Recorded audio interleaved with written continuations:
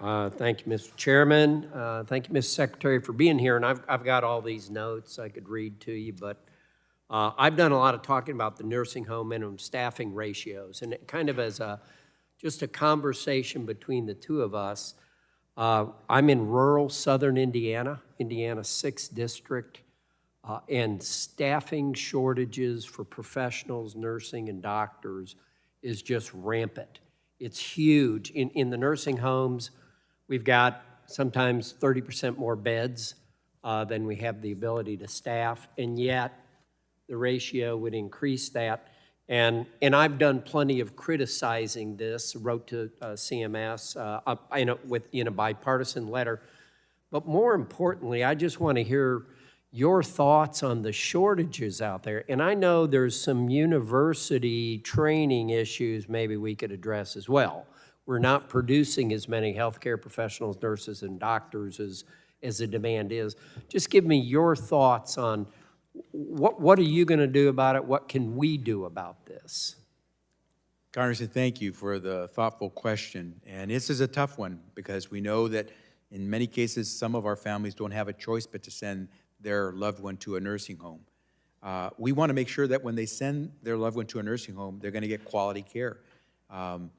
We also know that in many cases, the workforce is a challenge. And so what we're saying is the fact that we want to keep standards high so that you know that your loved one is being cared for properly should not be a reason why a nursing home says they can't achieve the workforce that they need. If you're going to say you're in a nursing home, you should have a nurse in your home. And too often, Americans are finding that that's not the case. Perhaps that explains why during COVID, we have lost over 1 million Americans. About 20% of the people we lost are people who died in nursing homes.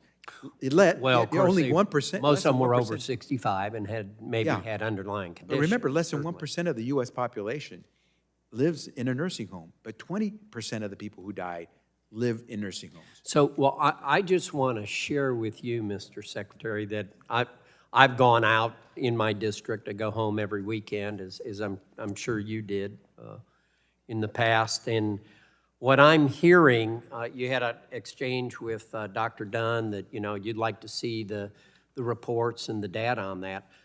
I get it straight from not just the nursing homes, with the hospitals and the doctors in rural America.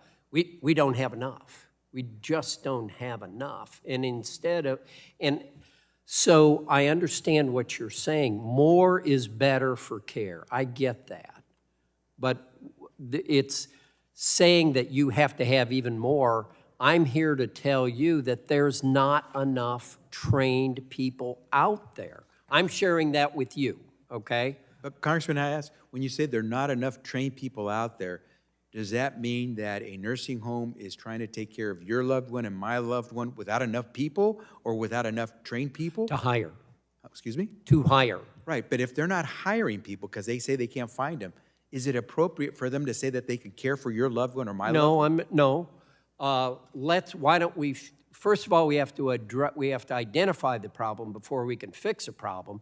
And the problem, but they're not waiting. They're opening up their doors. You want to add more requirement when there's not even enough people now for that nursing home to fill the beds they have. I'm reporting. I'm not debating with you. I'm reporting information to you. Yeah, and Congress, we had I think 7 people here. 6 of them said exactly what I'm saying to you. There aren't enough people out there to hire, but it's not just the nursing home issue, okay? It's also in rural doctors, hospitals, and healthcare professionals, the back office. So I'm here to tell you about that today, okay? Yeah, what we're hearing, and when we put out our proposed rule, and we got comments in the thousands back, what we were hearing were things like residents in these nursing homes lying for hours in soiled diapers.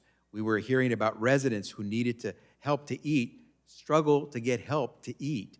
We were hearing about people who were going through circumstances which you and I would just completely object to. Okay, I understand that. Yeah. I understand that. And so what we're saying is, wait, if you're going to open your doors and sell yourself as a nursing home, then you shouldn't open them until you're ready to actually give people the care they need. So in conclusion, my time is up. We need to address the shortage in healthcare Absolutely. providers. And we okay? put out tens of millions of dollars to help the industry. Not enough, but we're trying to help bring up the I workforce. think we need to train them. Okay. Thank you. Thank you. Mr. Chairman, I yield back.